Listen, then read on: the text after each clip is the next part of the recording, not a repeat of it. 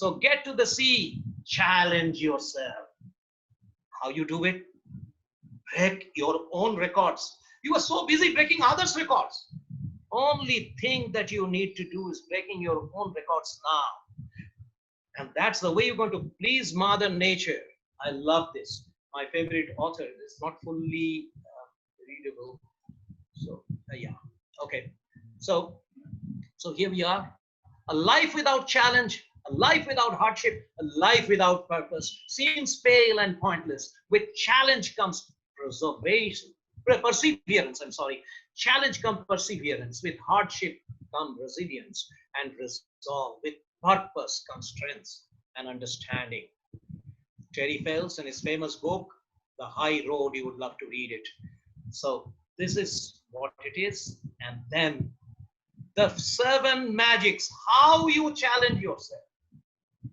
Let's get one by one very quickly.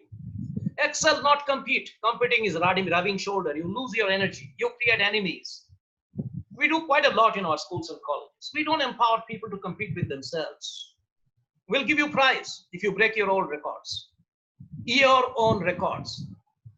So nobody is happy losing, right? So don't compete with others. Excel, competing with yourself, breaking your own records. That's the spirit. Change yourself. Set examples. We say a lot of things, we don't practice. A fat guy was brought by his mother to Mahatma Gandhi and said, my son takes a lot of gul, a lot of jaggeries.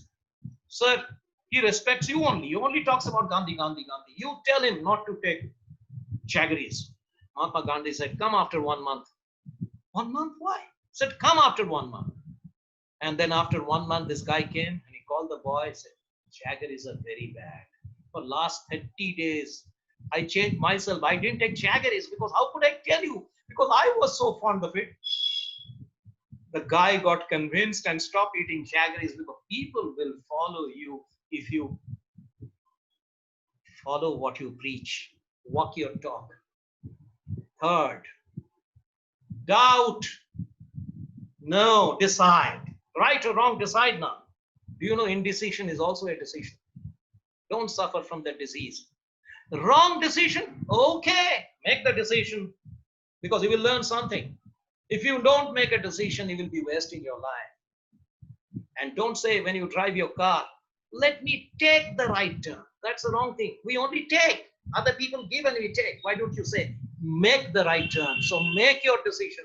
Don't take your decision. These are the few changes you got to make at your level, the current need. If you do that, you will be empowered. Take initiative. Not tomorrow or day after. Tomorrow is a disease. If you know something is necessary, why don't you jump out and do it right now? Be proactive, as they say. And be enthusiastic. That's the name of the game. The word enthusiasm has come from Greek literature. In thus, in God. Enthusiasm is a contagious disease. Hey, I want some hands raised. How many of you liking my presentation? Raise your hands. I want to see. Or someone should check. How many hands are going up? Liking my presentation? Why? I'm not a wise man. I'm just like you.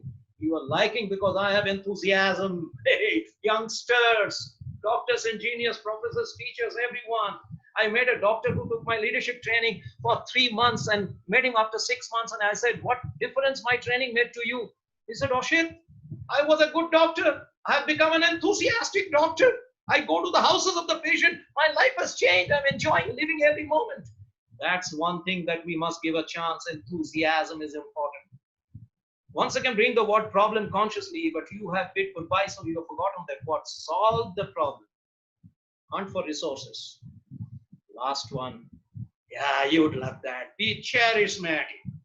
You need to do that because if you are attractive in your quality, people will come around. You can't do anything alone. You need people. Be charismatic. Get to deserve yourself, a capital D. And this is to feel your worth. You are worthy. Read this. Have you heard of this man? Great favorite. Read the book, The Meaning of Life. Viktor Frankl. I'm sure Dr. Reddy have heard about him. He is the man in the Holocaust, the great psychotherapist, the Austrian one Amidst all tortures, he saved his life and he proved that people have undying spirit. Read it. It's the rare person who is a hero in the sense that he or she is willing to go up against a regime of terror. So, the 7 how magics, how you are going to deserve it. Quickly. There is a fine line of demarcation between self-respect and ego. Draw that line. Nobody can insult you. You insulted me. Wrong statement. I allowed you to insult me. Nobody can insult me. You can abuse me. If I feel insulted, then I'm insulted. That's my self-respect. Be on that and don't be touchy. So touchy all the time. That's not bad. That's the change. Principle centered. My favorite, Dr. Stephen Covey. And he said, your moral authority should be rooted in your formal authority should be rooted in your moral authority. We have a lot of formal authorities, big officer here and there, teacher, trainer, all that. That's your formal authority. But is your authority rooted in moral authority? If not, then we got to learn how to change. So we got to be principle centered, to be deserved, level-headed. Don't get angry all the time. And don't always jump and shout. Wait a little. Be level-headed. Be tolerant. Everyone is like you. Everyone has a parents like you have. Everyone has got sukh, dukh, happiness, sorrow. So we are all same. We are all equals. So that level-headed. Patience. No, not indefinite. But you can give some patience, some legitimate patience. Trust yourself. Better things are going to happen. Trust your team. Don't chase them and make them mad. I said, okay, you guys, I'm giving you 7 days time to resolve this problem. That's a leadership.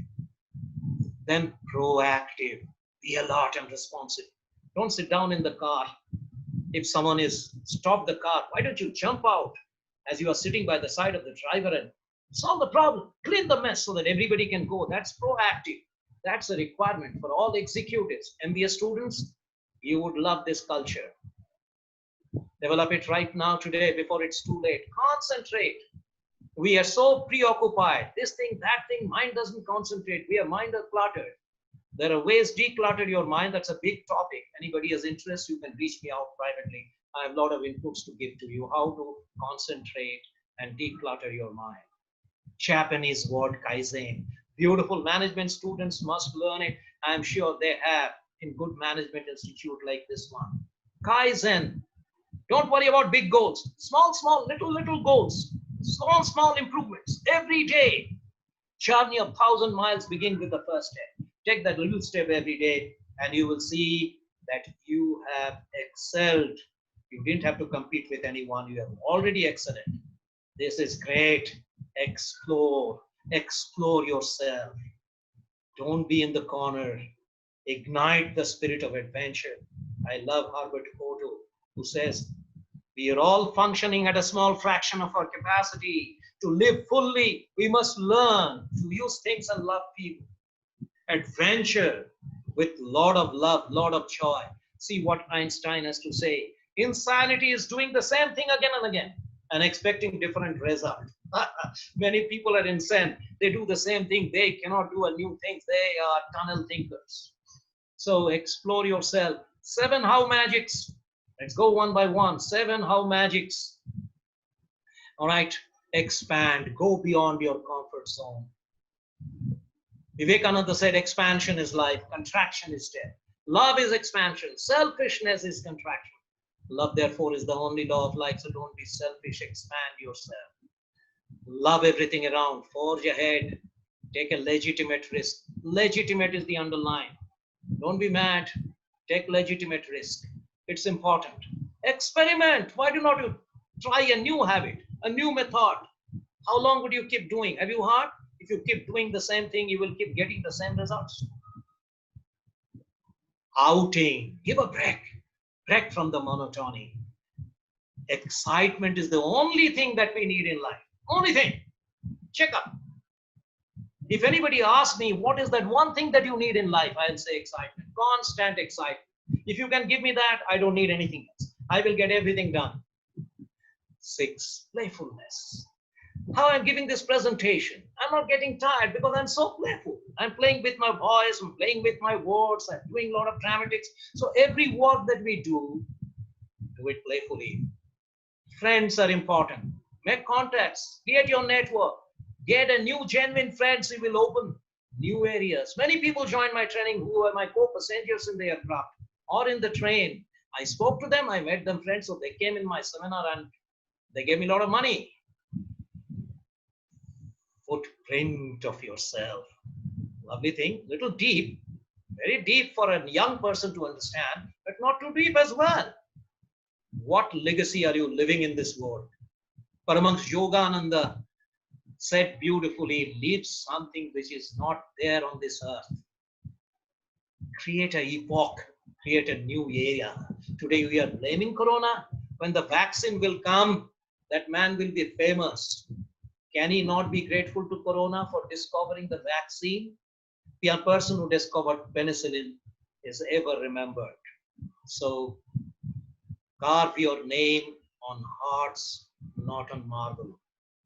And this is by Charles Spurgeon. He is the father of a church, and this one is beautiful. Here are the 7 how magics. How? Purpose to serve a macro cause. Purpose is very important in life. And life without purpose is absolutely dull, meaningless, dry. So today is the time to set your purpose. Vision. When you concretize the purpose and you see your future institution that you want to create is your vision. Seeing a big picture. Communicate. Be a storyteller. Everyone needs to be a communicator. I'm a storyteller. So that's why a lot of people have given me a lot of good words. Asit, you are a good trainer, good speaker, nothing. I know how to tell a story. You also learn. You will be a masterpiece. Congregate, gather mass. I told you, each cherishment. Delegate your responsibilities, delegate. Because delegation is important. A lot of people can't do delegation. They only do themselves. Inspire others, empower others. It's a big deal. You cannot do it alone. You need people. So you need to delegate responsibilities to them. Is commitment. Very important. People are involved, but they're not committed. Heard the story of the pig and the hen? They opened a business. They made a lot of money, Breakfast Limited. And when the year ending, they were sharing the profit. The big pig kept 90% and gave only 10% to the hen. The hen shouted, hey, 10%, I must get 50%. The pig said, shut up. You were laying eggs. You didn't have to work hard. That's a natural phenomenon. You were laying eggs. That's not the way those hams and salamis and sausages were created. I got to burn myself. I get 90% because I was committed. You were only involved. 7th is perseverance. All right. Lage raho munna bhai. That film, have you got it? Not tike raho. Lage raho. All the time be. Never quit. As they say, जंग के मैदान में जंग के मैदान में लड़ने वाले भागते नहीं, भागने वाले लड़ते नहीं. That's a beautiful thing. We're all fighters. We got to stick around. And here is the last one, Chi. Give yourself. Be a giver, not a getter. How? The 7 things. Contribute, not consume. Just like an engine. It gives the energy to the compartments, gives a very little for it, and that's how the train moves. Be an engine in life. Create happiness. Inspire, ignite hope. Pull up that frustrated soul. Lift them up. Not only lifting yourself. Empathize with others. Share their pain and suffering. Partner with them. Take them along your life. Understand. Don't always expect yourself to be understood. 7th and the last, share, not spare. Hear this story. This is my final grand finale. Very beautiful story. I'm sure you guys will like it. This is about Paul, that religious Christian Paul.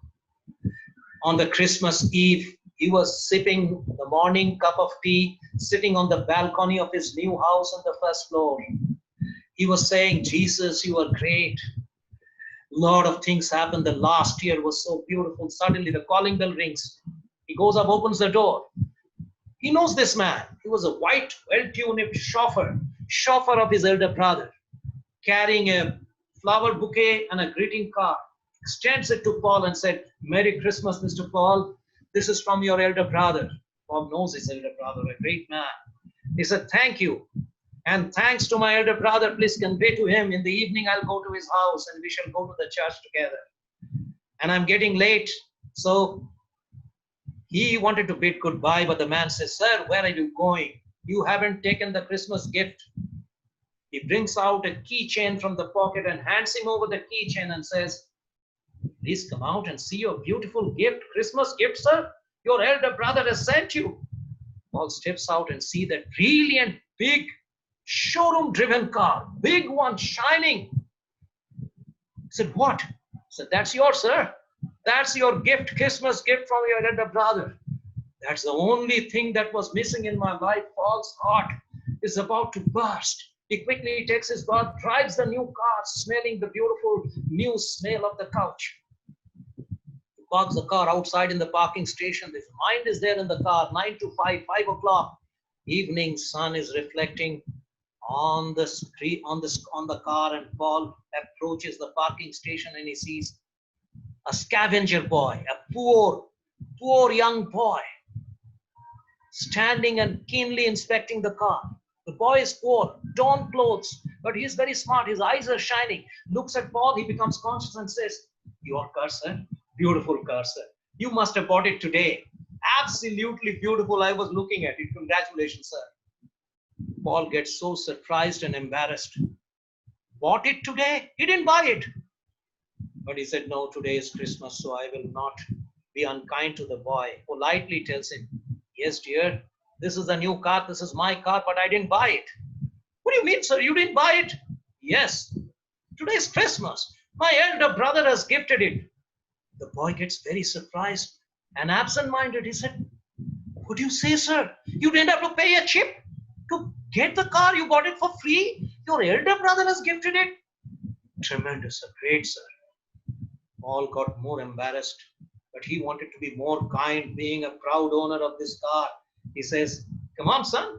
Want to have a ride? You like my car? I can give you a ride. Me, sir? My clothes are so dirty. Doesn't matter. He opens the door on the other side. The poor boy gets into the car. He didn't sit. He holds the window. Paul drives it round and brings it back in the parking station. The boy comes out of the car, goes running towards the driver's window and says, sir, I have one request. Please, you are a nice man, sir. Paul said that this is the reason you should not do anything for them. His heart was pumping. But no, the boy never asked any money. He said, can you see the slum, sir? I stay there. It will fall on your way home, sir. Would you mind dropping me near my home in that slum? What's there? Paul says, please come back. The boy came back into the car. The Paul drives it and stops the car in front of the slum. The boy comes out and once again runs near the window and said, sir, I have a last request for you. I won't ask anything. Promise, sir. But I got to do a big job. I learned it from you, sir. 2 minutes only. Just wait for 2 minutes. Don't go away. I got to do a big job today. Today is a great day. Reluctantly, Paul was waiting not 120 seconds. The boy runs back from inside the slum. Oh, what's it? He was carrying a crippled boy in his lap. And he brings the crippled boy near the car and tells Paul, sir, he's my younger brother. Look, he's so crippled. He cannot walk. But today I got a lesson. I am an elder brother. And he told the crippled brother, oh, my brother, you cannot work, I know.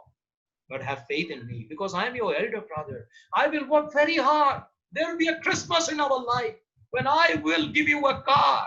And we together will board a car, my brother. Look like you. Here is a younger brother like you. He didn't pay anything. His elder brother gifted this big car. I will also gift you one.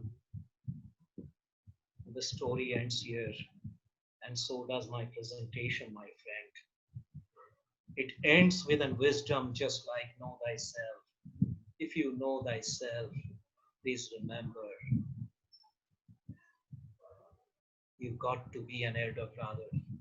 That's the message of the pandemic. That's the message of the disaster. That's the change you got to make today. Thank you for attending my program. I'm grateful to everyone. And here is just a summary of the whole thing. Quickly, accept yourself, build yourself, challenge yourself, deserve yourself, explore yourself, footprint of yourself, give yourself. My last slide. Know thyself. Thank you and goodbye. Thanks a lot, everyone.